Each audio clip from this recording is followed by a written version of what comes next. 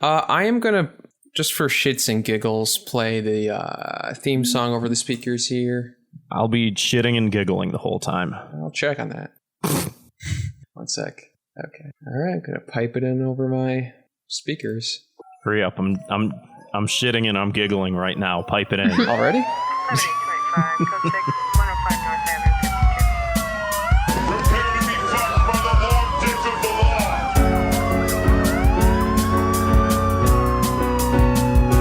This isn't happening. Everyone look away, please. Nothing to see here. You can't break those cuffs.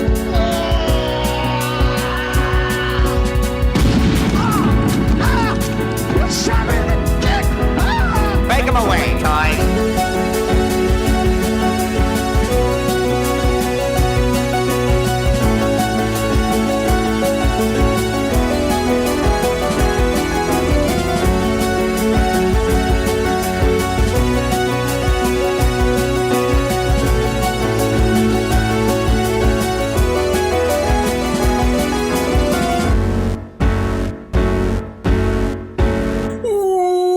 Welcome to Thought Cops, the only podcast where every week we police the mean streets of the internet because, hey, somebody's got to do it.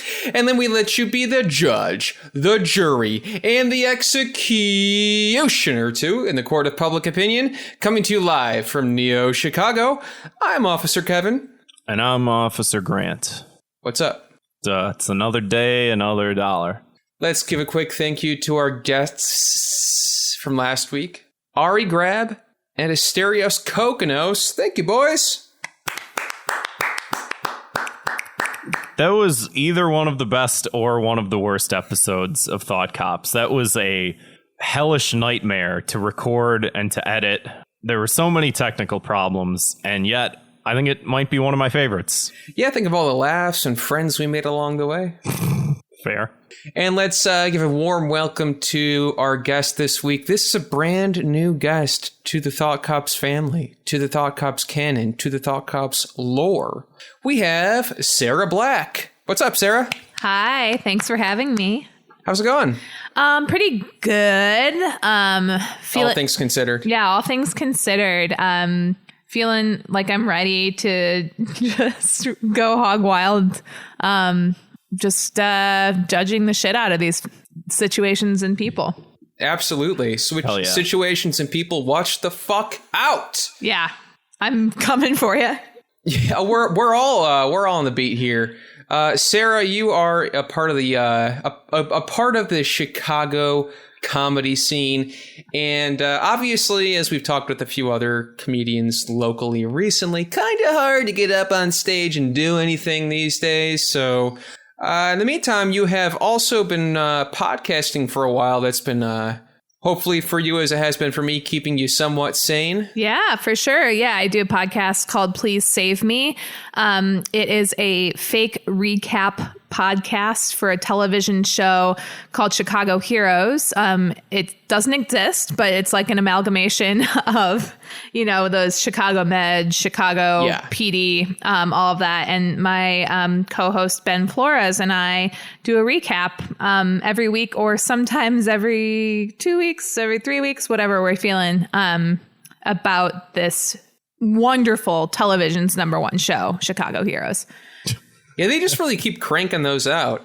Yeah, and Ben was, I believe, our last guest pre-quarantine. Oh, yeah, that's right. I forgot. Lucky for him. Yeah.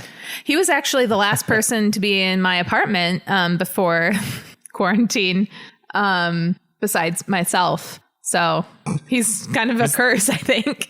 He's the thread that ties all this together. I was just thinking about this because I was listening to a couple of your guys' old episodes, and does anybody outside of Chicago know what the Chicago Heroes shows are? Like, I know a lot of people that are like, oh yeah, this person I know was on Chicago Fire, and I'm like, does anybody else know what Chicago Fire is besides just me and 10 other people? All the people who extra'd on it. Yeah, I think they're actually pretty highly not regarded. They're not critically acclaimed, but I think they're pretty heavily watched. At least Chicago PD was when Sophia Bush was on Chicago PD, Chicago whatever, yeah. I believe there was a Chicago Justice at one point that lasted for less than a season, but Chicago Med and Chicago PD have had or still do have somewhat decent viewership. I honestly, we don't really watch them, I think intentionally at this point, just to make sure that we're not like letting that influence our show too much. Not that we would be in any danger of like having a coherent plot, but you know. Yeah, I see them filming a lot of those shows around the block from me back when they were Chicago Fire filming shows. Yeah. Mm-hmm. That's kind of the main one. Used to do that. I think that's the first one that has Steve from Sex and the City on it. Ooh. Yeah. So Never saw it. Sex and the City or Chicago Fire? Really both, Yeah, I guess. I figured. But we're talking about Chicago Heroes right now.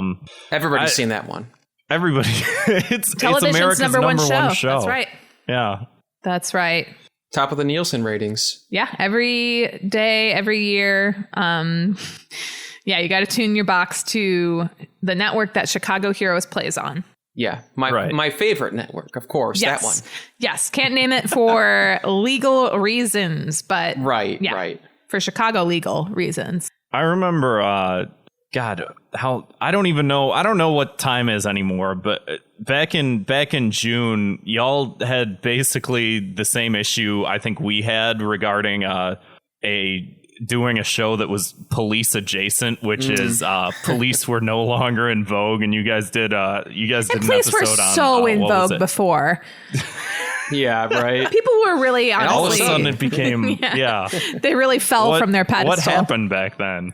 Yeah, I don't know what happened. But, Didn't see it coming. Yeah. Y'all did an episode called, what was it, Sulligans or something like that? Yeah, so it was a pretty funny shift. yeah, we had a lot of conversations about that. And Sulligan's was already like an established thing in the universe. It was a slip of the tongue I made in like one of the first episodes about a bar they all go to. I was trying to say something between Sullivans and Mulligans, and it came out Sulligans. That's great, though. And yeah, That it rules. ended up being like a nice little in joke for people who listen. And so we around June were like, you know what? We are not in the mood to talk about cops, even like though our series relies heavily on like cartoonish over the top violence, it still doesn't feel good or right.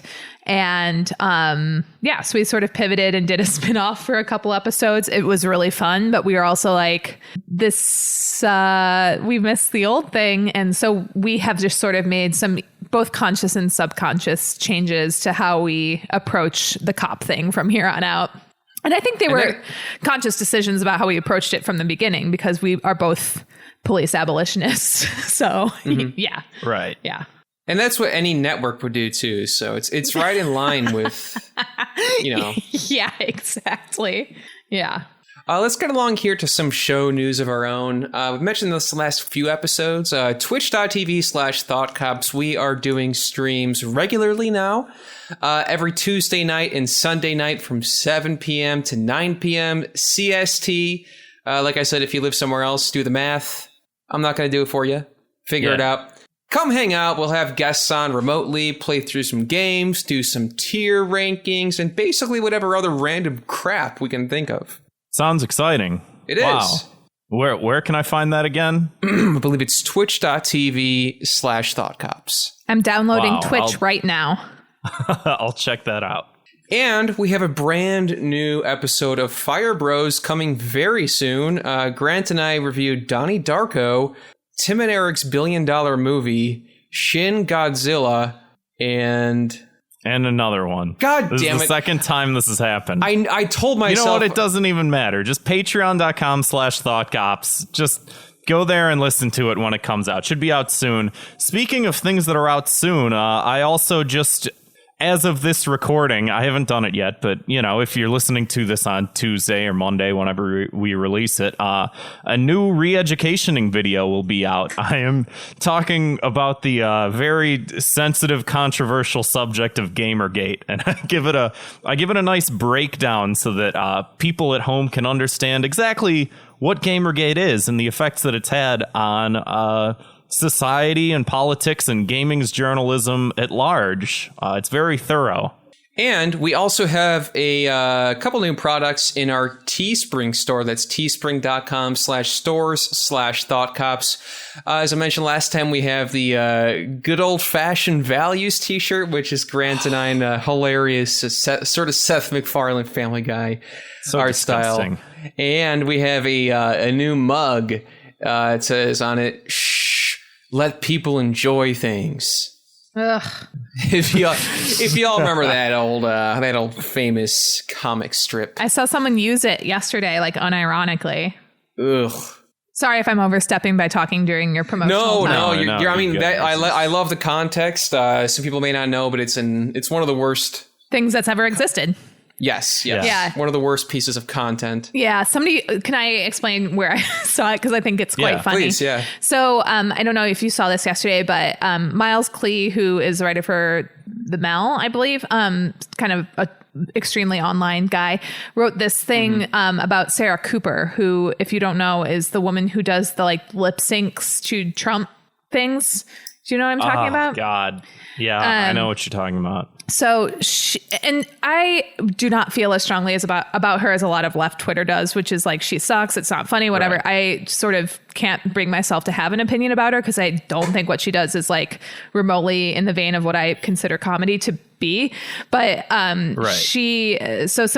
Miles posted this or published this story about it, and it was like really level-headed, even-handed, etc. And somebody like posted about it, and then this guy was like, oh, millennials and Zoomers hate it because it's not like their edgy humor or whatever. And somebody responded, your local millennial here to tell you that I think she's hilarious with that comic. I lost steam, and I'm sorry. But I was actually just shocked to hear millennials and Zoomers grouped together like that. It's very rare. Remember when the Zoomers became their own group? For a long time, older people were just like, these millennials. And then we were all like, we're in our 30s. Who are you talking about? And they're like, oh, there's other people out there. You remember that? Yeah. Well, right when the pandemic started, there was that video of those people spring breaking in like Florida or whatever. And they're like, I don't care or whatever. And everybody's like, millennials suck. And we were like, those people are 18. Like Yeah, those are Zoomers. All right. Yeah. And then one day they're going to be complaining about Generation Glass is supposed to go after that. Or some What's that? That's the letter after Z? I guess, yeah. It was supposed to be like, I think it's a symbol for alpha, but it's called Generation Glass. Is that going to be a generation full of meth heads? I mean, if everything continues to go as it is, I don't see any way we can cope with this any other way. So, yeah, Generation Meth is the children of the future, basically. We got one last piece of show news, everybody. This is something I haven't brought up for a while. Guess what? I'm going to say it again. Thought Cops theme song cover contest. Oh, no, Kevin, you can't bring that up again. No one submitted anything. How embarrassing for us. Well, Grant, guess what? What? We got our first submission. What? And it's going to play at the end of this very episode. So let's give a quick thank you to CB for this week's Thought Cops theme song cover. Stick around until the end of the episode and we're going to play it. We asked him if he wanted to plug a website or a page or anything, and he said no. So CB, everybody, check him out. Yeah. Somewhere. I don't know where. Just out there. Speaking of being a little bit out there, let's move right along to our very famous, very favorite, very frantic segment of the show, 2 Minutes of Hate, where we like to blanket punish all those ne'er-do-wells, all those bad guys, all those rotten folks on the internet. They're bad. Exactly. And that's why this week, my 2 Minutes of Hate is this meme where somebody posts a picture of a nice house or a big gourmet meal, and they go, would you eat this or live here with your friends for $10,000? Hell yeah. I want to give a quick thank you to, I guess, our photographer. We could call Mike Willie brought this up to us. He's like, I hate this. Please talk about it on the show. And I'm like, yeah, I hate that too. And I called that one on Twitter as soon as I saw it.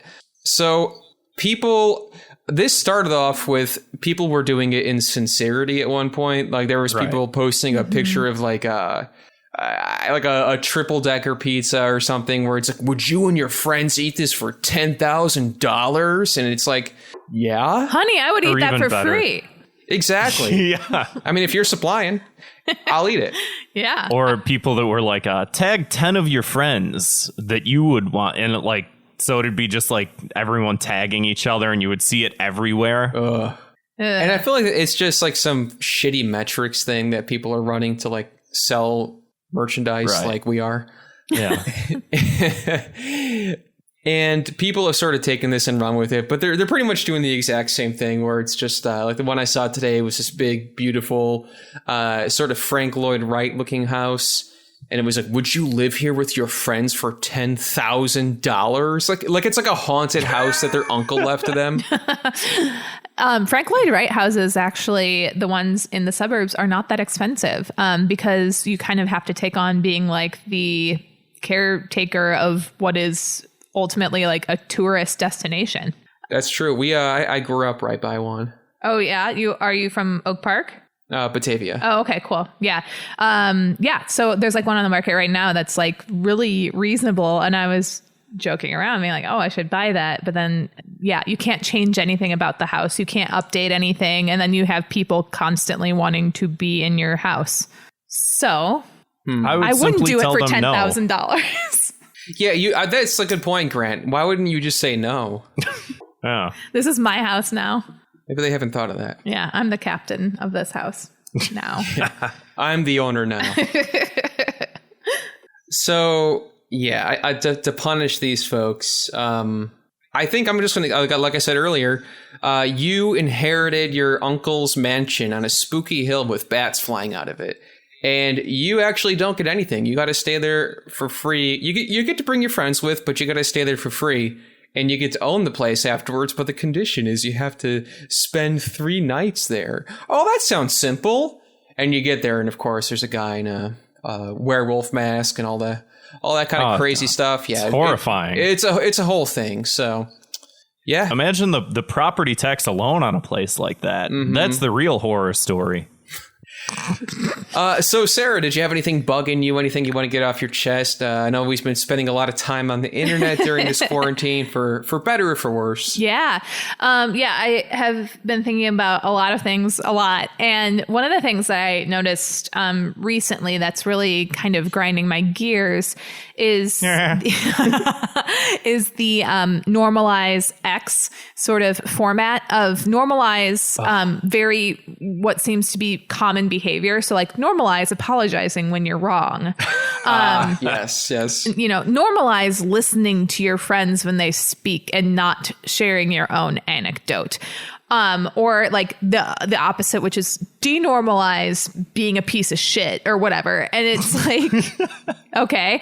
And I understand the broader concept, but the format itself, like most formats, lends no nuance whatsoever as to like why these things are important or whatever. And it's under the guise of it not being normalized, whereas it's like what you are you're like subtweeting somebody. You're like, this is something you need to be talking about with your therapist or like with the person you're pissed at.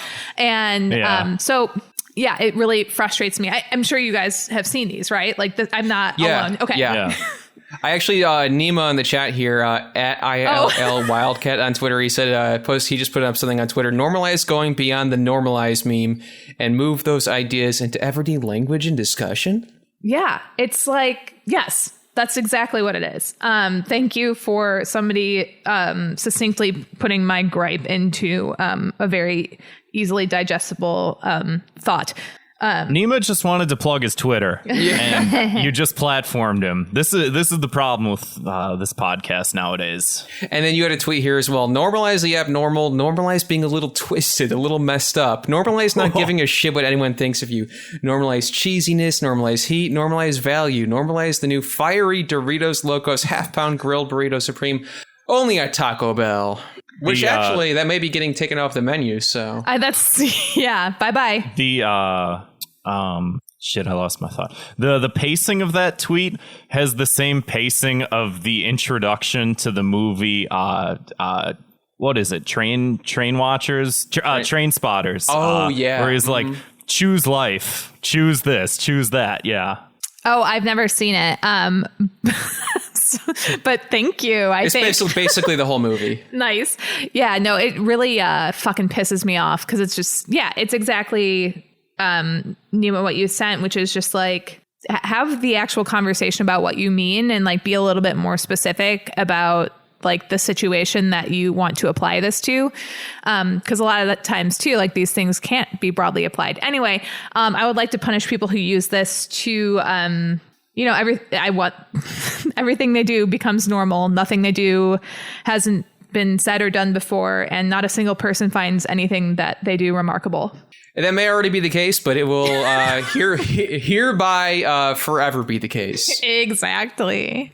At least it shouldn't feel like it anymore. It should just feel, just like the NPC meme, just a gray body. That's exactly just it. Saying what everybody says and thinks. That's a good summation. They just become an NPC. Yeah. Grant, what do you got for us? So I was prepping for the episode and I was like, oh man, I had such a good one last week and I just can't think of anything. And I'm looking through the notes of other 2 minutes of hate that I can draw from. And I'm like, I don't like any of these, blah, blah, blah. And I get a text message, and this text message angers me greatly. And it's regarding, I'll keep people's names and criticisms anonymous, but it's regarding like content that I create for the internet, Okay. It's regarding specifically, I mentioned a couple months ago I started like a fitness YouTube channel, and I would just, I got 15 or less videos on there, and it's really just like during quarantine I was just looking for something to do, and you're unemployed and you're like, I'll just make these videos, I'll do what I like, and the first thing we've talked about this on the show, but anytime you're a creative person, the first thing you got to do is just create. Like, just start doing anything. You sitting there and like, oh, well, I can't do this until I get a better camera and better lighting. And it's like, you've got 12-year-olds on TikTok that make videos on their phone that get millions of hits, and it looks like they shot it on a potato and all that. And it's like, just do the thing that you want to do. And so the 2 minutes of hate is just unsolicited criticism, where it's just like, listen, I've created 15 videos. They're not great. A couple of them are in vertical mode. I stammer, I swear. And people will be like, just I use curse words on the internet that offends people. Fainting right now. And, every once in a while, someone will be like, hey, I watched your video. You should really tone down the cursing. And it's like, hey, guess what? I'm going to do the opposite of what you just told me to do because it's my channel and I'm going to do whatever I want to do with it. You know what I mean? Like, yeah. I mean, as a woman, I am constantly subjected to unsolicited feedback. But I think it's especially, it happens to everybody, especially on the internet, because with that sort of layer removed of like, they don't know you, they don't give a shit about you. And even if they do know you, you don't have to they don't have to see your reaction to it. So, yeah. And after this, you can send me your fitness video channel because I am in need of fitness. Sure. Well, be warned, there is a little bit of cursing. Yeah, there's cursing. Can you bleep them out for me? I use the word like sometimes. Oh, is that something that somebody got on your case for? Hedging. Ugh. Which is just like, okay, I'm curious. You can tell me later, but I'm wondering who the hell this was. Mostly family members. Oh my God. That's why it's annoying too. It's just like, why do you care? Yeah. Like, you should love me. Exactly. You should love my content no matter what. Yeah, and furthermore, like I said, I've made this. You haven't made it. You giving me criticism on something you haven't done is just, Nima in the chat says they can fuck off, which is true. I'm not looking for criticism. And furthermore, just like, I also know that they're not great videos. It's more for the content than it is like the presentation. I don't really give a shit about the presentation. I just want to put the information out there. And then later, if I want to do, full blown videos and shit like that, it's like, and the thing with criticism also is if I'm making something and I want to get criticism for it, I know who to ask. Right. You know, exactly. I'll go to Kevin, or I'll go to Zwick, or I'll go to our Discord channel, and I know the people who have actually like good taste in things and an understanding of the creative process, and I'll ask them like sincerely, what do you think about this? What do you think about the structure, the script? Can you punch this up? Blah, blah, blah. And it's like, those are the people I trust, not just like my dad.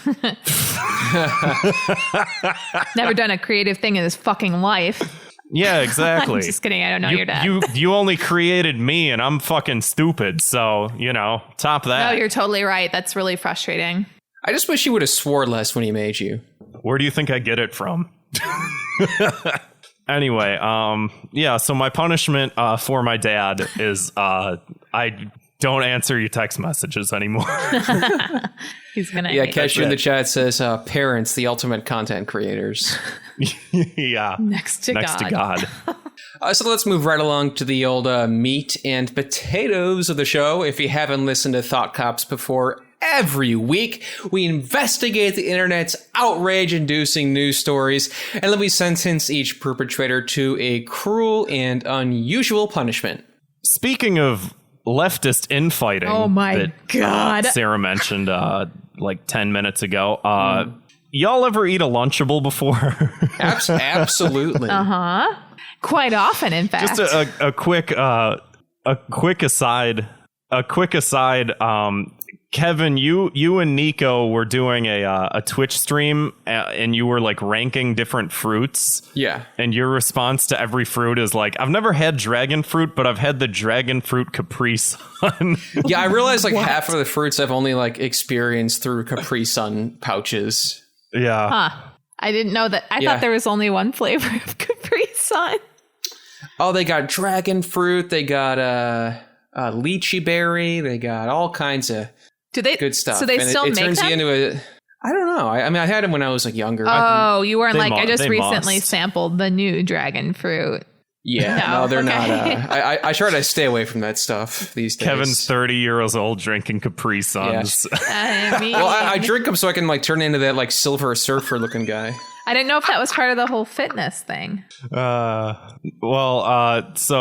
speaking of Lunchables, this person, Angelica Houston, spelled incorrectly as you do on Twitter, posts made a charcuterie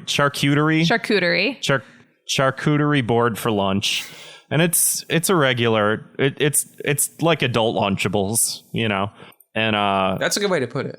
this response goes viral. That's from Perilous Shadow that says, "What rich people eat, I guess," and it's just cut up cheeses and meats. I do have some crackers. Yeah, I mean, this was fucking bonkers. Yeah. I made 4 separate tweets about it because I was just like so blown away by it. But I also like don't. There's a lot of nuance here at play, I feel like. But I don't want to give that person the benefit of the doubt because it's just like you don't need to say stuff like that. Right. But yeah, you're right. It is an adult Lunchable. I said calling it charcuterie instead of sandwich fixins is bourgeois. And also like, that's not what rich people eat. Rich people eat fucking like Gwyneth Paltrow. They eat like goop. Yeah. They eat goop, plates of goop. They eat like and adrenochrome or whatever. Adrenochrome. Yeah. They they eat like mushroom powder and like acai extract and shit like that. Like they eat food that isn't food. They eat like nutrients, or they like sit in a deprivation tank and like that recharges them somehow. Like they don't eat. So to me, that's like weird to say that like meat and cheese and pickles, and those aren't like cheap things on their face, but like all those things that she purchased come in bulk. So like if you buy those things, that's like multiple meals. Like it's not like she went and like bought that and unwrapped it and was like, okay, $50 well spent or whatever. It pisses me off because it's just like, if this were on a sandwich, you'd be like, that's a sandwich. Yeah. It wouldn't be a conversation. So another tweet from this conversation went viral, and it's gaming disorder PAWG responds, bullying people for being able to afford a halfway decent lunch isn't praxis, and Perilous Shadow responds, bootlicker. Oh my God. Yes, I saw that. Beautiful. Hell yeah. They don't have an account anymore, I think. They deactivated, right? Yeah, I think they took it down or deactivated it or something. Yeah. And I feel sort of bad because I don't know what that person's situation is. And maybe to them that is true decadence. Like maybe they really do only eat like ramen or, you know, but I also think Lunchables. I also think too, you can't, it's the leftist infighting. It's like this person has more in common with you than your enemy, you know, like don't make this person who's eating prosciutto, which is fancy bacon you saw in a cooking show. I don't know if you saw that tweet that they said. No, I didn't. They were like, this is meat. And they were like, yeah, but it's fancy bacon I saw in a cooking show. Yeah, I saw that reply. Anyway, it's not. It's prosciutto. But like, yeah, I don't know. You can't fault somebody for enjoying a fucking meal. It's not dipped in gold. Right. That's really the rich person meal is just a deli bagel that someone dipped in gold and bought for $10,000. Yeah. Terrible. Absolutely disgusting. So I got a punishment. Go for it. Rich people be eating gold Lunchables. The real rich people. The rest of us, we get charcuterie boards with fancy bacon. There's worse ways to live. From that cooking show. Very good. Delicious. So I wanted to talk about, we talked a few episodes ago, I think it was, about the big Twitter hack where all the check marks on Twitter got silenced for an evening. And they think they had found the hacker, and it was a 17-year-old wunderkind who they say that he was the one who allegedly hacked it. And if you look at this guy, he sort of looks like I don't know. He's got a look about him. If you go to the link here, I'll just put this in the chat. He looks like a Jonas brother or something. Not quite. I mean, I'm a little bit rusty on my Jonas what the brothers. fuck are you talking about, Kevin? Well, regardless, he's in jail. I mean, he looks like a kid is what he looks like. Looks nothing like a Jonas brother. I couldn't think of another young person. And that's saying He something looks because like the Jonas Timothy were what? Chalamet guy. Is that? No, he doesn't. Does he? No. God damn. No, he doesn't. He looks like a fucking... Yeah, Kevin, this is like what boomers say when they can't think of... You just pulled millennials Instagramming their food. That's what you just did. You did that, but for younger people. I tell How you, does he it looks feel? like he looks like that Justin Bieber kid. Oh my God. So I guess Looks just like him. Allegedly, he's the hacker. He among the ranks of those whose accounts got hacked was former President Barack Obama, presidential candidate Joe Biden, Amazon CEO Jeff Bezos, and Elon Musk were just some of the names who were impacted by the hack. Twitter officials recently said that it had limited access to its internal tools after the high-profile hack. And I guess this guy lives in Florida, and they filed 30 felony charges against the teenager this week for scamming people across America in connection with the Twitter hack that happened on July 15th. The charges he's facing include 1 count of organized fraud, 17 counts of communication fraud, 1 count in fraudulent use of personal information with over $100,000 or 30 more victims, 10 counts of fraudulent use of personal information, and 1 count to computer or electronic device without authority. A little bit of legal jargon there, jargon for you, which I doesn't mean a whole lot to me. Jergen is a lotion brand, Kevin. That's right. I believe the Jonas Brothers use that. Well, you know,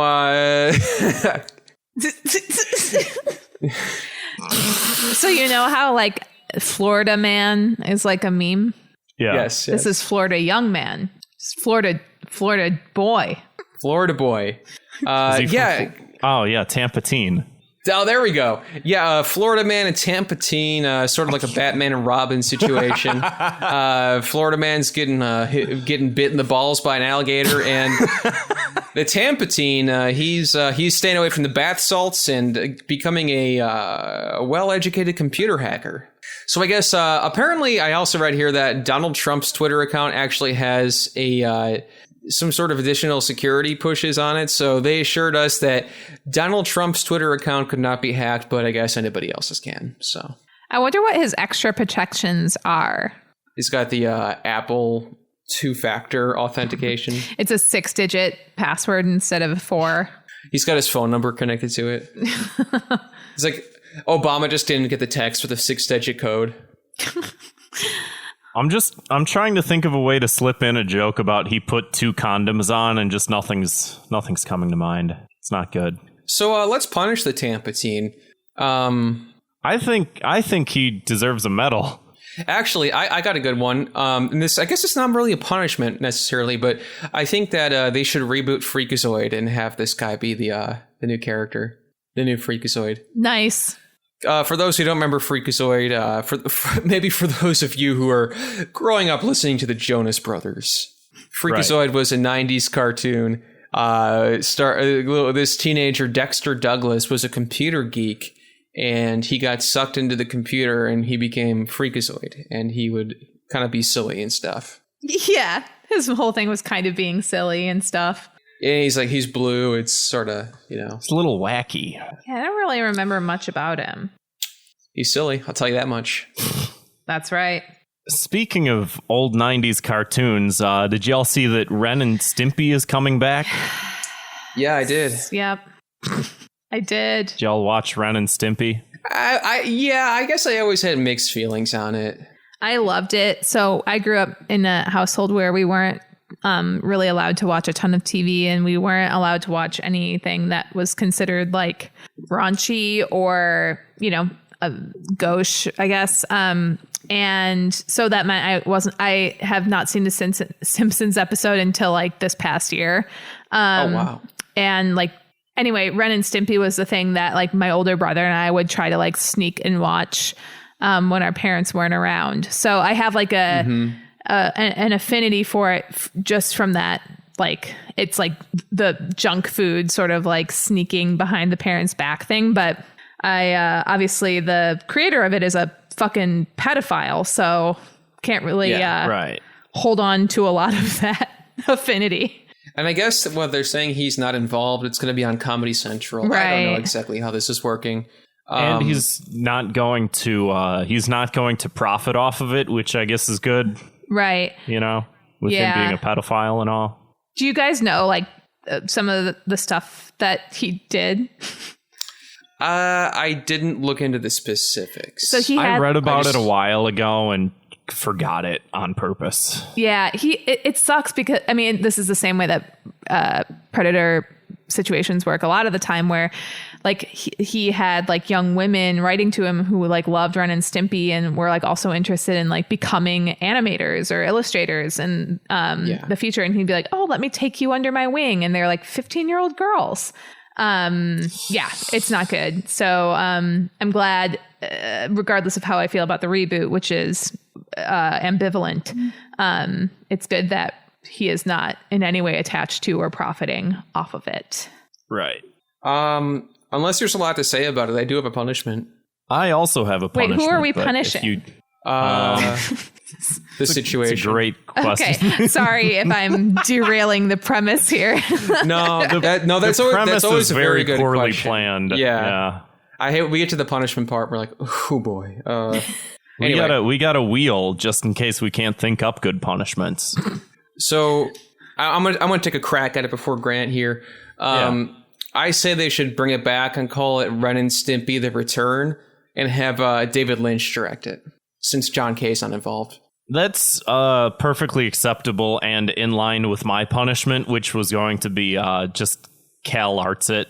Oh, That's the punishment. Fuck, I forget who it was on Twitter. They posted... I think I saw the same thing. It was Stimpy with the Cal Arts face, with the yeah, sort of like that kidney bean style head. Yeah. So just make the cartoon look like that. It'll last exactly one season, and then we can move on. Can I give it a punishment? And they should. Oh, absolutely. So my punishment is that they get to remake Ren and Stimpy, but they have to call it Nick, Joe, and Kevin, the names of the Jonas Brothers. Got his ass. Oh my God! Yeah, this is that what Nick, Joe, Kevin. What is it? The names of the minions as well? I don't know. Jesus. And that's what kids like, right? And yeah, it is. Yeah. That and 50-year-old Facebook moms. Minions, I mean, not. And 35-year-old boomer podcast hosts. Hell yeah. 35. Oh, I don't know how old Asterios is. He's like 35. yeah, more or less. Anyway, let's move on to. You want to talk about this communism thing? Hell yeah. So speaking of leftist infighting, that's like the theme of today's show. Yeah, there's more on that, right? Ms. Hart. Ms. Matthews. Farkle. 100%. Doesn't this guy kind of look like What? the guy from the Be What's Nice to that Me you say video? now? How do we Which get one? 100% The and get a teacher? C? You guys are missing the When you lesson. get everything right, Oh, sorry. but you don't do it yourselves, it makes you average. A divided by 3 is a C. Is that right? Look at you. I don't. You're all the same. You're average. You're common. Here it comes. Communism. This is why it fell. People didn't want to all be the same. Without incentive, there's no motivation. Without motivation, Is this there's Ben no Shapiro? advancement. In a That's Joe truly Jonas. free society, He's too tall. we share the best parts of ourselves without cheating. Because we get to learn who we are individually. Come on, guys. Separately, you're the best individuals I know. I miss you. Please What the come fuck back. is this? Very strange. Like, I can't tell That's if it what was this supposed to be is. funny or not. Cause, Well, nobody's laughing on the laugh track. Yeah, True. I miss you. That's how you know. Well, I want, as with all things, before I make a judgment, I'd like some context on as to why that guy Yeah. misses them. What were they doing that made them different? I guess they became communists. They all started listening to Come Town and posting on Famous posting communist on the podcast, subreddit. Come Down. Right. Exactly. Oh, by the way, Yeah. they're also sitting in a big red box for some reason. Yeah, I need to watch the full Yeah. episode, but otherwise, I think this is fucking bullshit. I don't really. Also, Maybe I'm just dumb. I don't get it. Well, if It's possible you I'm work dumb. hard as a unit, you achieve the same end, but for some reason that's bad. because A divided by 3 is C. And having no incentive makes you normal, which is also bad. I mean, this is sort of like you can tell that the script was written by a boomer because this is the same logic that's like your parents trying to tell you that drugs are bad and they're like, don't do drugs. You'll have a lot of fun and you'll giggle and you're like, well, that doesn't sound bad. And they're like, no, it's terrible. And you're like, I don't know what you're talking about. It's that This is level kind of like of an just after-school stupid. special episode of like Family Matters, where they're like, Right. yeah, oh, Urkel did drugs. You know? Yeah, this is also like for some reason I got Family Matters on the brain this week. this is also Yeah. like the classic like dumbass conservative like Donald Trump Jr. kind of like so I'm going to take my kids' Halloween candy and I'm going to take half of it and tell them that's how socialism works. And it's like, what? They didn't earn the fucking candy to begin with. Like, that's not. Anyway, it's stupid. And it tarnishes the legacy of what was like kind of a decent show for its time, to be clear. I don't remember. You know, there's something weird with this show, though, that, like, if you remember, Mr. Feeney was their principal and their teacher from middle school to high school to college. And now, what's his name? Whatever the Fred Savage or whichever Savage this guy is, now he's the teacher / principal, and that's, like, his daughter. So it's, like, nepotism. Yeah. He's teaching his daughter in school Also, throughout all years of her schooling experience. The girl who plays his daughter, I think in real life is like pretty not, I don't want to say radical because she's an actor, but she like is definitely queer and like posts a lot about like human rights and gun violence and shit like that. So it's interesting. I mean, it's not on her to be like, this script sucks, I'm not doing it. But I just think it's interesting that she like had to sort of be part of the charade. It's a paycheck. Yeah, that's right. Yeah, I do this shit for whatever she's getting paid. Hell, I'd do it for less. Who wouldn't? That's, I would just do it to spread the good word. No, I'm just kidding. Me and 10 of my friends would do it for $10,000. Oh, yeah. Shit. Sorry. I think that is that a good punishment, actually? Unless we have anything else to... What, that we all have to be on Girl Meets World and make $10,000? Yeah, we get to be on there. All we have to do is sit in a box for $10,000 and have Fred Savage lecture us. That's Lecture Ben us about Savage, to be communism. clear. That's that? Ben Savage. Ah, fuck. Fred Savage is the Wonder Years guy. I'm such a boomer. Yeah. It's okay. You're cool. You're making fitness videos and stuff. No, that was Well, that's me. Oh, but shit. So you're Yeah, not cool. I kinda- You fucking suck shit. Yeah, you fucking loser. You'll never amount to anything. No, I'm the guy who plays PlayStation. Oh, and that's in its way some fitness, mental fitness. Yeah. Yes, it is. Speaking of mental fitness. Oh yeah, let's go somewhere. Did you all see Ellen's getting canceled? Can you wrap your mind around that? Finally. Anybody watch the Ellen show? I did once in a doctor's waiting room, and it was the most joyless experience I've ever had. Yeah, I think I've only seen it like with a high fever. Yeah, I had to get blood work done. This was like recently, and I was in the waiting room, and they were playing like her opening monologue or whatever. And obviously, like, people don't like her. People haven't liked her for a long time. There's been all these rumors swirling, but I was like in a state where I was like, oh, I'll give it a shot or whatever. And like, maybe, she, has a long legacy of, being who she is in Hollywood. And I was like, maybe I'm wrong. Maybe I'm being cynical, because I do think like extremely online people tend to not give anything the benefit of the doubt. But I was watching it and I was like, this is so unfunny to like, and like even her monologues aren't funny. They're mean, which is like what she is known for being and now is being canceled for being. So to me, it was just like, who finds this to be fun and exciting? Like it was basically like 90s comic, I hate my wife kind of shit. And I was just like, why? Like, anyway, sounds like she sucks, and it sucks that I was going to say, even on the article here, it's there's a post by her wife with a big hashtag I stand by Ellen. Yeah, Jerry O'Connell posted one too. Wow. Jay Leno did a post, and I don't know if you guys saw it, but it looked like she had written it for him, where it was like, she's been my friend for 40 years and she has donated $1.5 million to things, and it's just like, okay, like, I mean, you can tell it's not him because he didn't say, "Have you seen this? Have you heard about this?" you guys, which famously he always that's says. really true. That's how he starts all of his sentences. Did you guys see that super cut on Twitter that somebody made of anytime Jay Leno was like on screen in like a movie, like talking about what's happening in the movie? I did. It's very good. I did. That was almost my key to the city this week. Oh, it's very, very good. I watched it 3 times sitting on the toilet last night. I couldn't believe how many there were. Yeah, that was what I like kept going. And I was like, oh, there's a lot here. It's like the movie that's like the Jay Leno is like, oh, that guy's from real life and he's talking about the character in the movie. Really brings you into the world of the movie. I also wonder how much money he makes for those, or made for those. God. You know what I mean? Like that's like somebody's writing the script and they're like, we want Jay Leno doing this, and somebody's gonna be like, can we get Jay Leno? How much is he gonna be? Or I wonder if they write it and it's like, it's for Letterman or Leno or whomever, or we can get a fake person who doesn't actually have a show. Well, here's a good piece of Jay Leno trivia for all the Leno heads out there in the audience. Is Jay Leno, when it came to his Tonight Show money, he spent like none of it.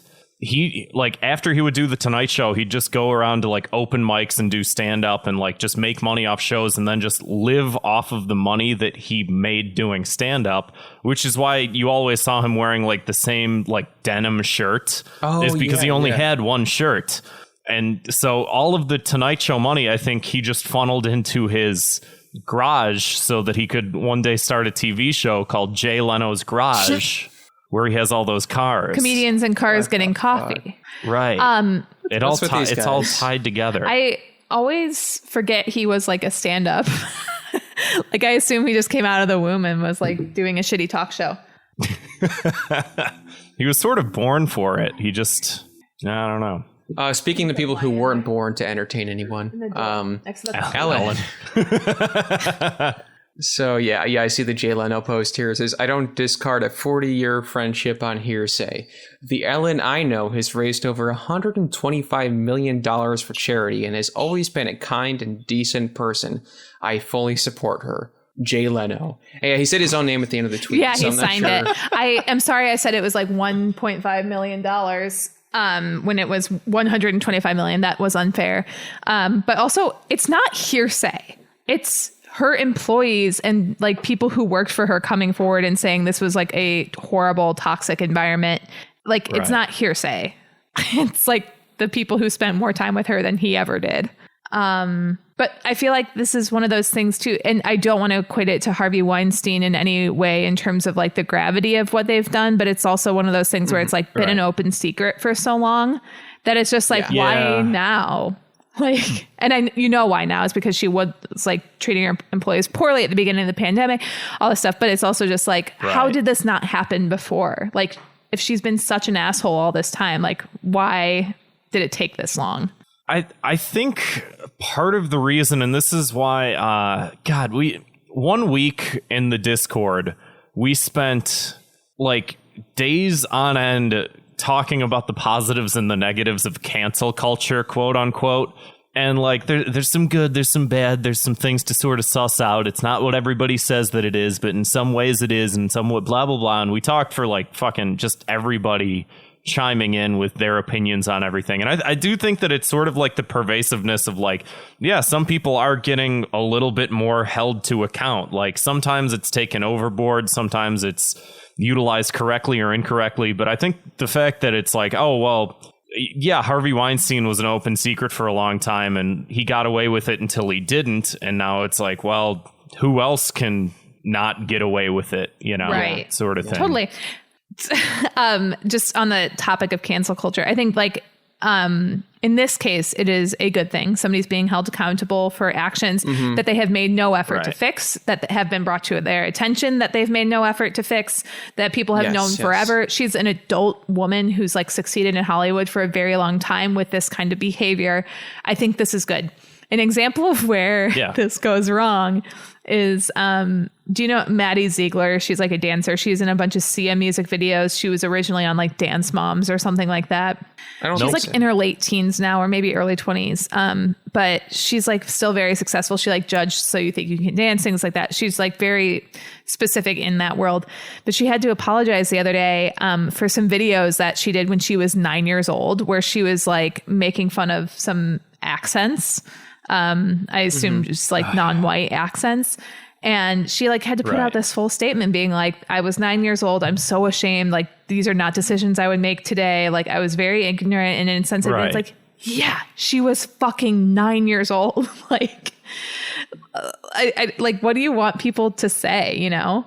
Like, I'm sure she looks at those things every day and thinks that was fucked up. Like we all do with things that we've done. Like, I don't know what the purpose of things like that is, other than to make people feel bad. We talked on the show like maybe a year or so ago, and someone just recently brought it back up. I think when we were spending so much time talking about cancel culture, there was like a NASCAR driver that his dad was racist and said a bunch of shit, and that came up, and like it was his dad or his grandfather, I forget. It was somebody that wasn't him, and they like took him out of a race and like cost him his sponsorships and stuff, and it's like, that's a different person than me. I didn't say that shit. Yeah, it's like, that's a private matter, I think, unless like you have actively upheld those views or those statements in real life in some way.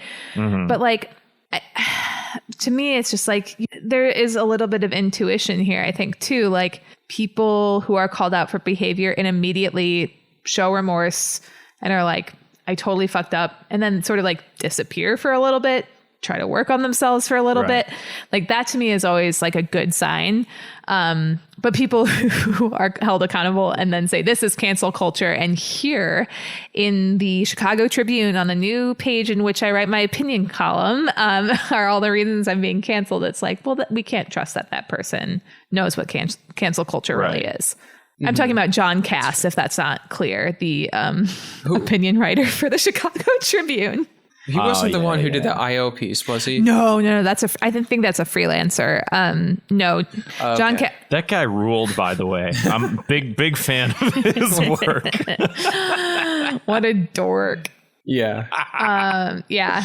Hell yeah. I don't even want to honor any more of my time by talking about him. Oh, so a lot of people are vying to be the next Ellen. There's a lot of great suggestions. There's make Eric Andre the next Ellen.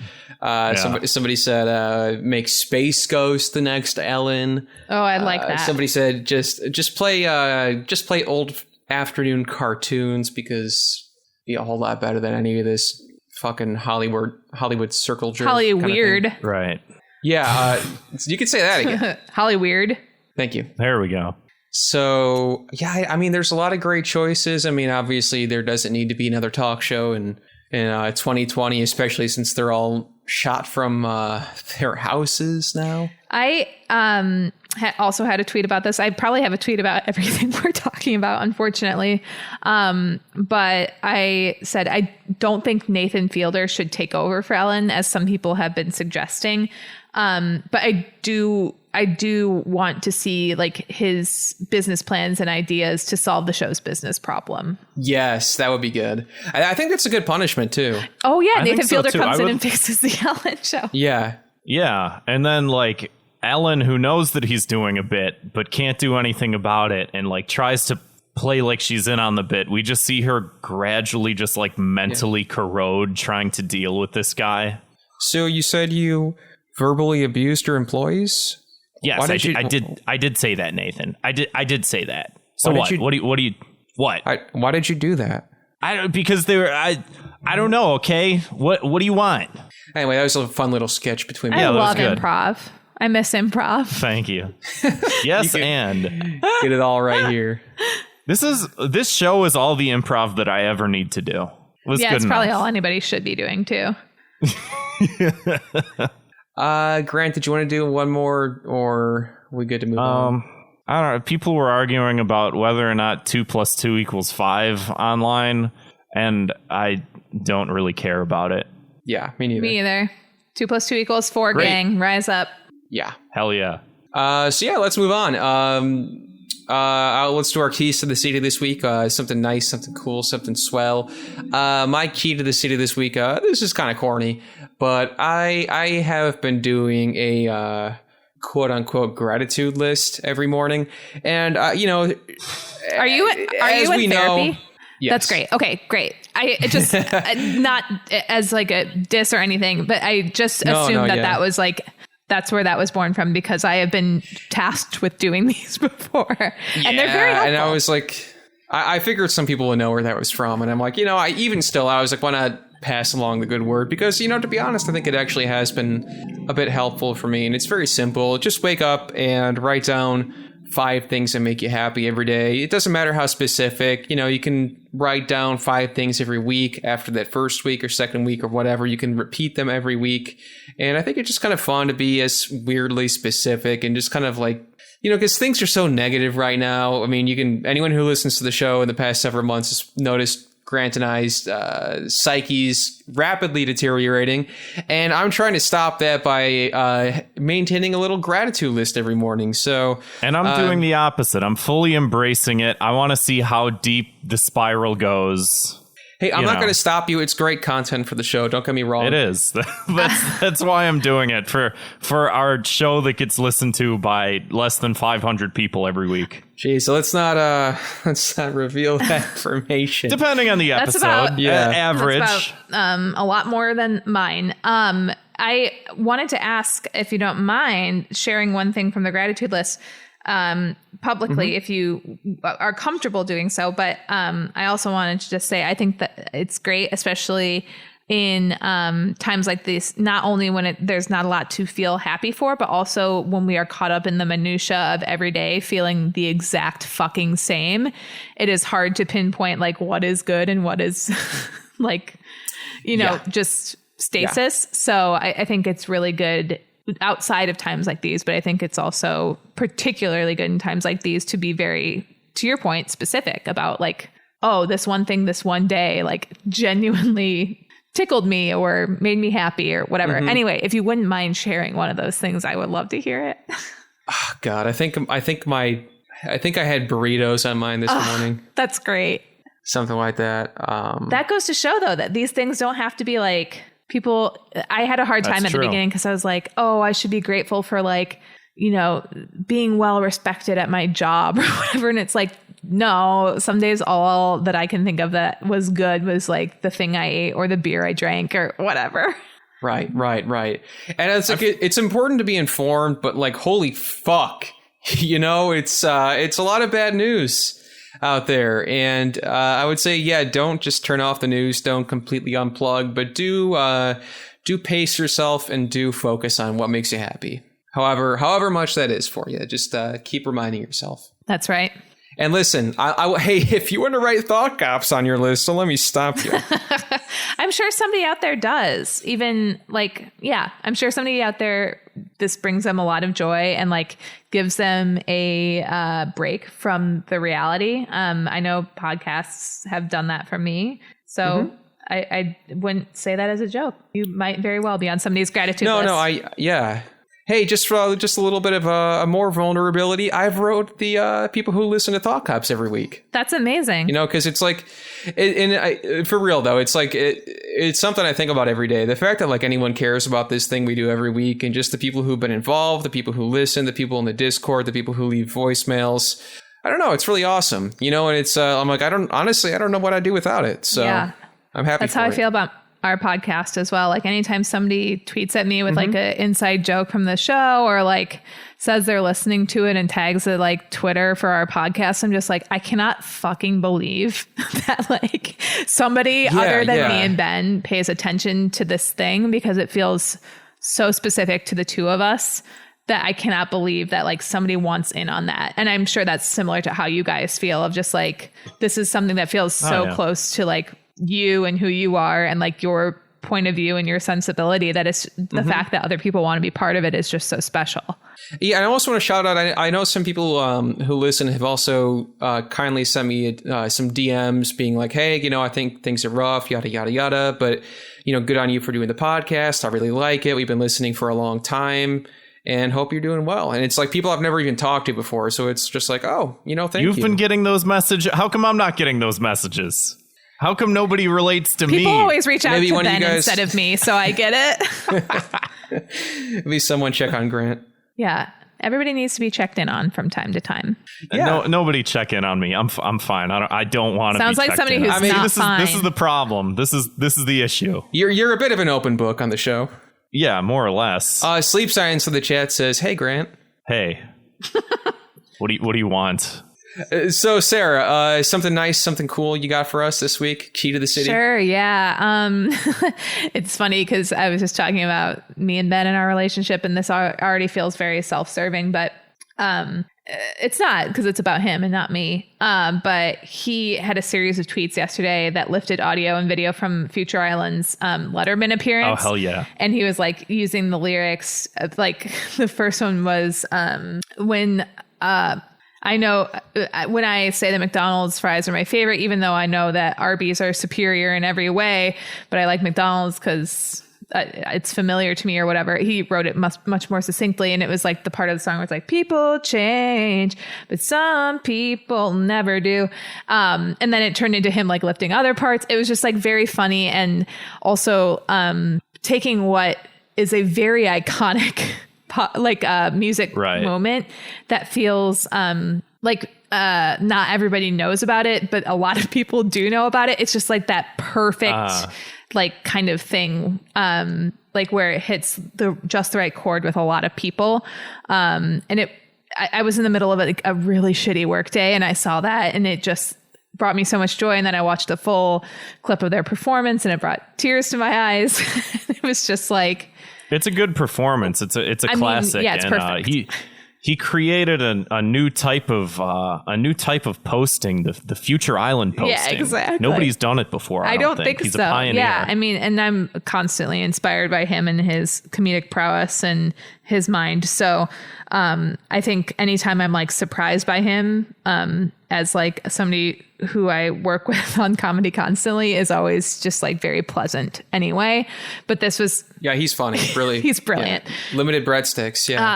Yeah, follow his Twitter. It's one of my favorite Twitters. If you're not following it, you're crazy. But he's just so good. And that one in particular, though, just really struck me because it's something that meant a lot to me, like before I even met Ben, you know? So it was just like a nice little throwback where it's sort of a shared language among like a specific group of people. Right. Yeah, actually, even a year or so before we met Ben, Grant gave him a key to the city on the show too, just for his just because his tweets are good. He's got good tweets. He's so consistently good, and he's one of the very few people who, I just hit my mic. Who, as you're good. Yeah. They've gotten bigger and bigger on the platform, have maintained or even grown to be funnier. Like a lot of people get really big, and then they get their TV job, or they start their relatively successful podcast, or they do this or they do that, and you can sort of see it chip away at their sensibility, and they start sort of sanding off the edges a little bit. But he just consistently gets better and funnier. That's so lame. That's so lame. No, it's okay. No, it's I mean, so is mine. Grant, how about you do something cool? Yeah, this is supposed to be the part of the episode where we drop the fucking veneer of pretending to be angry at these things that we don't care about. Yeah, Grant, why don't you give your key to the sea to Jomny's son or something? Never. Okay, so that name has been messaged a bunch of times on this show, and I still don't know who it is. And if you tell me, I'll immediately forget. My key to the city goes to this Psychology Today article. I'm going to post it in the chat. It's called Introducing the Dark Empath. Ooh. This is me. I'm dark, I'm mysterious, and yet so very empathetic. I feel the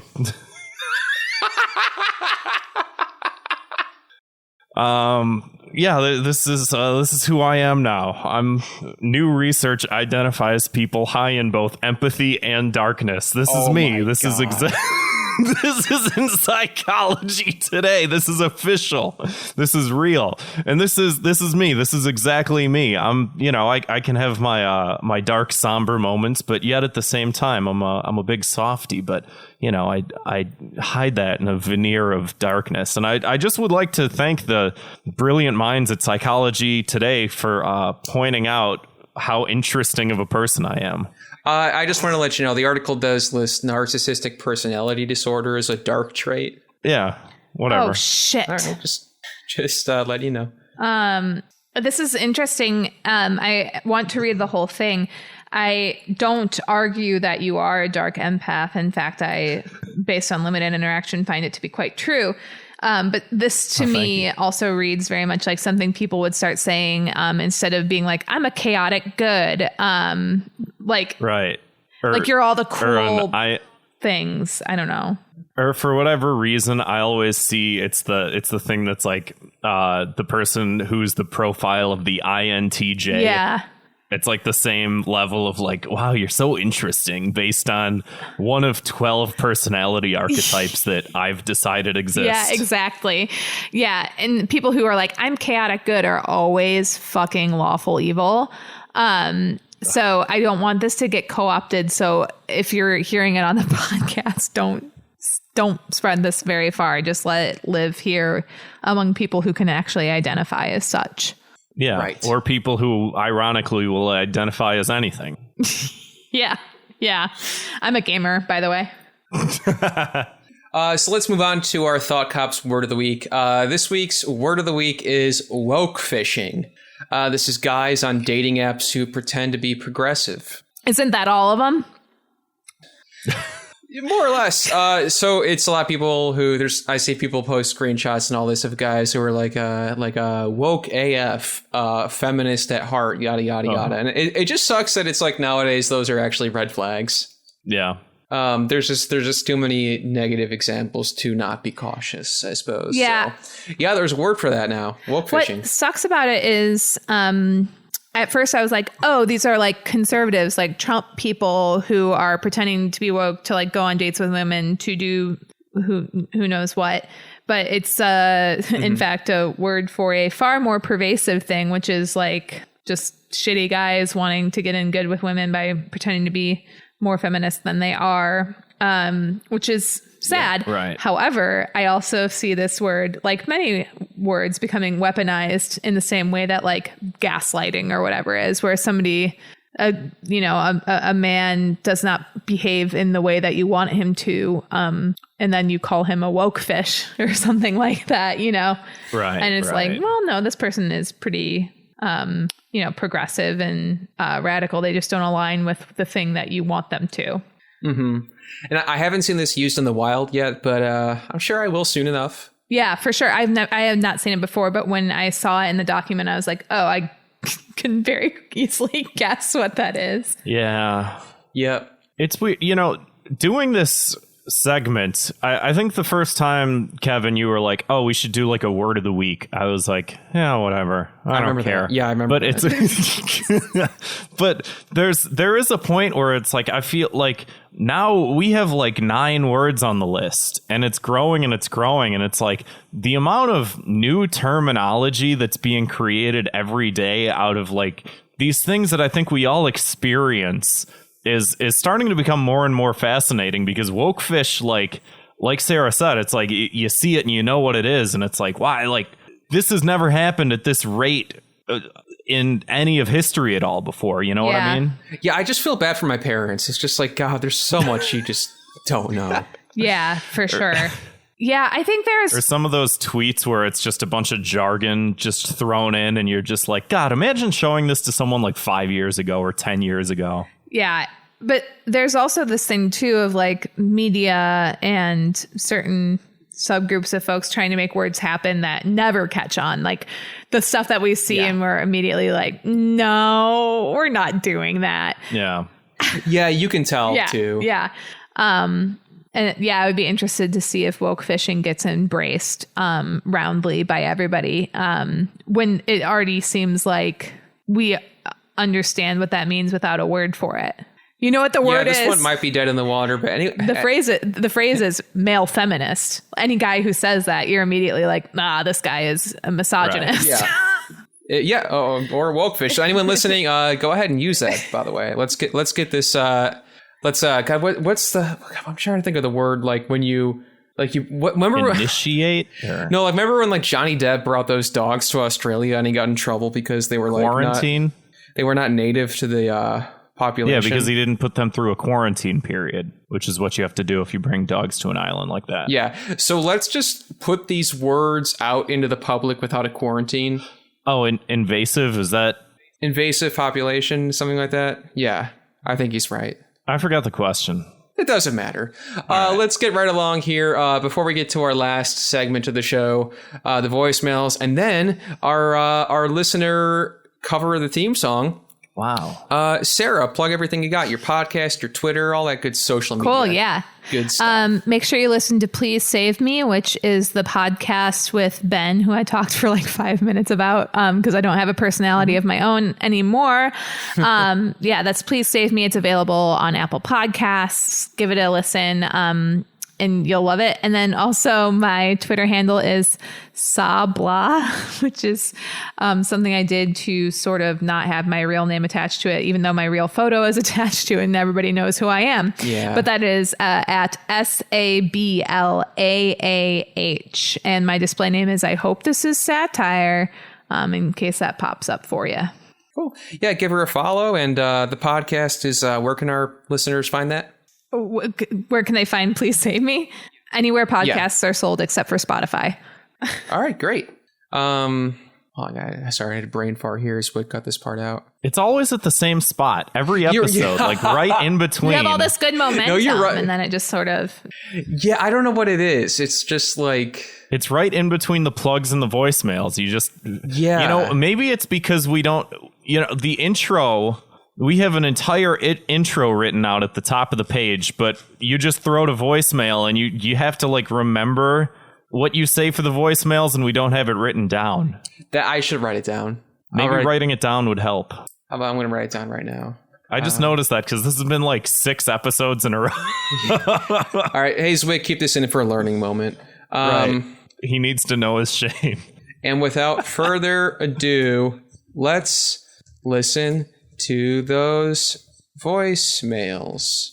Please don't do the whole segment like this. No, that was my intro. Okay. So let's cut to it. Okay, good. All right. So if you'd like to leave your own voicemail, leave a phone number. Blah, blah, oh, God damn it! I forgot to say that part. Yep. Okay. Let me write that down. So, all right. And if you'd like to leave your God, somebody put me out of my misery right now. Give us a call. 312-788-7361. Or you can always send us an audio. Sorry, I spelled audio wrong. Hold on. Audio file. It's embarrassing. To Thought Cops Podcast. Sorry, put podcat. My bad. Thought Cops Podcast at gmail.com. You know, IONet Runner in the chat brings up a solid point, which is voicemails need a cop theme name. Like we need to call it like the Thought Cops Hotline or something like that.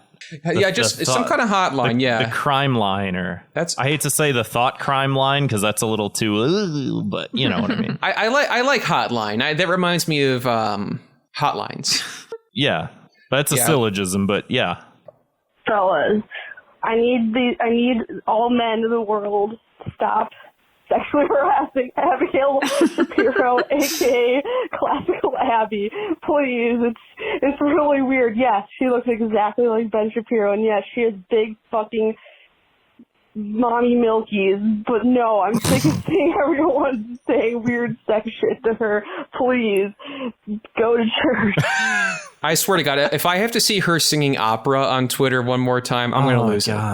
Has no one told her that she's not good at it? Well, that's the thing. She's clearly classically trained in opera. Right. And like clearly has some talent in that regard. However, none of it is charming or interesting or good or put to any sort of good use. And I don't think people who even like her, conservatives, I don't think they would feel the same either. It's just like, it's stupid and sucks shit. It sucks shit. Yeah, it's just also weird to post like front-facing videos of yourself doing opera. Doing anything, really. Right. Yeah. Yeah. It's disgusting. It is weird that she's come to such a prominent point because I remember maybe like a year or more ago, people would constantly make comments along the lines of like, did you know Ben Shapiro has a sister and that she has real big tits? And everyone would be like, no, I didn't know that. And now she's like she's out in the limelight and people are not reacting positively to this because she's making videos about how she's coming out as a conservative. And we're like, yeah, we know. She's we all know. 20 years and then she's old. doing these opera. She's only 20? That can't be right. It's Abigail Shapiro. Oh, no, I'm looking at somebody else. No, There's you're a right. Theater actor named Abigail Shapiro. Oh. So that's what happens when you Google it. I think there's 2 Abby Shapiros. Oh, God. And she doesn't have a... Oh, her sister was the girl from Hereditary, apparently. Oh. Did you know that? I don't think that's Did you know that... true. They didn't know Mara it is. Wilson and Ben Shapiro are related. The girl from Matilda and shit. The one who's like famous on Twitter now. Yeah, she and Ben Shapiro are cousins. That's interesting because she's like very outspoken. Yeah, left-wing. she has like stated on the record that she hates his guts, I think. That's pretty cool of her. Anyway, sorry. I sent us down like a rabbit hole of trying to figure out his sister's age. What's her age We again? don't know. Oh, okay. Oh no, that was forgive me. Hey, Thought Cops, it's your boy, Brandon Kirkman, being extra greasy. Hey. Hope you guys had a fun episode. But I wanted to ask you a very important question, which is, how did you fuck up that fruit tier list so bad a few nights ago? I should say Kevin and Nico got on the Thought Cops live stream, and they tier listed all of the fruits. And there's a few I'm fine with, but they put coconut at C tier. Unacceptable. Completely unacceptable. Anyways, I don't need to explain it, but seriously, you can't have a good red curry or green curry without coconut milk. There's coconut milk itself, then shredded coconut in some of your desserts, almond joys. It's fucked up. You fucked up. Anyways, fuck, marry, kill, bubonic plague, 1918 influenza plague, and COVID-19 plague. That's it. Bye.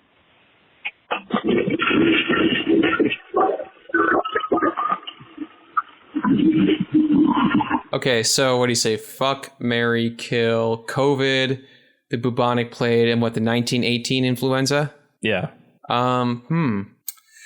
It's sort of a hard one to parse. I have my answer, but you can go ahead with yours. No, you go first. No, because I want to go. I want to go last because I'm brilliant. My answer is brilliant.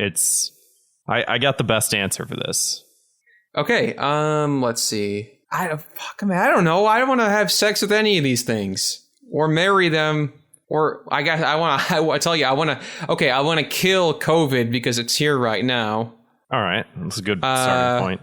I want to marry the flu, the 1918 influenza, because I've had the flu a good handful of times in my life, so we're pretty well acquainted. And I want to You're probably immune. Yeah, more or less. And I want to kill. You already killed. Oh right, fuck. I want to fuck the bubonic plague. You're fucking this up as badly as you fucked up that fruit list, which, by the way, I would like to point out half of those fruits on those lists you've had through drinking them via Capri Sun. So I can understand why your taste palette is so off. You also wanted to list pear as an S tier fruit? Yes, it's great. That's horrendous. That's un-American. Sarah, what do you think about pears? I think a pear, when perfectly ripe, which is for about 30 minutes on one day, it is one of the most perfect fruits. However, a pear that is too unripe, and worse, a pear that is too mushy, can ruin a day. They're all bad. This whole episode is goofed. You just never had a good pear, I think. I don't want one. They're all bad. Incorrect, but yeah, there was a lot of anger in that chat during the stream. I like I said, some of the flavors I hadn't had, some of the ones she did have. So I was like, I'm only going off the juice box. I know that's not fair. Well, anyway, my answer to the fuck, marry, kill question is I'm going to have a polygamous marriage with all of them. We're going to have an orgy and then suicide pact. That's my answer. Okay. Yeah. Sarah, do you have any opinion on this? I would kill the bubonic plague because it sounds really bad. I would fuck COVID so I could hurt its feelings by never calling or texting it again after. And then I would marry the 1919 influenza because I've had the flu before and survived. Yeah. So that's kind of where I'm at. And that's the key to a long-lasting marriage, you know. If you can survive each other, you know. I'm trying to think of those like boomer memes, like the guy. Right. He's like, "Hey, honey, here's the hairdryer, and it's a fucking pistol." Hell yeah! Hey, that's marriage, I guess, according to the classic boomerism. Yeah, telling your wife to blow her fucking brains out. He just wants to grill. All right, wait, are we listening? Before we play this one, there was a note left on the voicemail that said, "I know it's 2 minutes, but I don't care." So Zwick, if you want to do us a favor, we're going to listen to it in normal speed, but when the episode comes out next week, go ahead and put that in ×2 speed and make him sound like one of those Alvin and the Chipmunks. because you know they're getting the best head. He's in open defiance of your rules. Well, I got the power. All right. All right, guys. What's up? How's it going? I hope y'all doing well. So, my 2 minutes of hate is gym related once again. And this happened Monday. Monday, I hit chest. I do bench press. So I do all my workup sets, my warm-up sets, and I feel, oh shit, I gotta take a piss. I don't want to piss myself doing my heavy set. So I go do my business. And I already put like these 1.25 kilogram plates on, because my last set there was gonna be no working weight. And I come back and I do my set, and it feels awesome, it feels, this wasn't heavy at all. I crank out like 6-7 reps, even though I only shot for like 5. It's like, yeah, goddamn, this was amazing. And I get ready to put on some more weight because I thought, well, if I can do more, why not do more? And then I realized some fucking bitch, some asshole, I don't know if it was a woman, I'm just saying, bitch is a gender neutral term, took the little plates off of my bar while I was gone, even though my water bottle, my weight belt, my towel were all on and around the bench. God, what is wrong with this person? And I hope the punishment is the next time that person bench presses, I hope the bar slips out of their hand and fucking decapitates them. Right, take it easy, guys. Bye-bye. That doesn't happen unless you're doing reverse grip, but point taken. Always terrifying, these things. Right. Who is that? Just some German guy. That's Joseph. He listens every week. He's a nice guy. Don't let him fool you. Yeah, he tends to get creative with these. I don't know. It's like his work of art each week. He puts a lot of time and effort and energy into them. Listen, all I can say is he's far away from us. Anyway, like I said, if you want to give us a call, leave us a voicemail, 312-788-7361, or you can send us an audio file to thoughtcopspodcast@gmail.com. If you want to support the show, throw us a few bucks over at patreon.com/thoughtcops for all kinds of goodies and bonus content.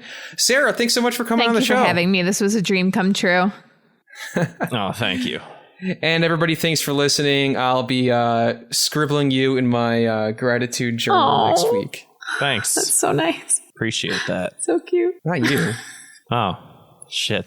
Nah, just kidding. I'll put you in tomorrow. Oh, you don't have to. In fact, I'd feel more comfortable if you didn't. All right, I'll leave you off. All right, Jesus. Well, I mean, don't. No, never mind. All right, I'll write you in. See you guys.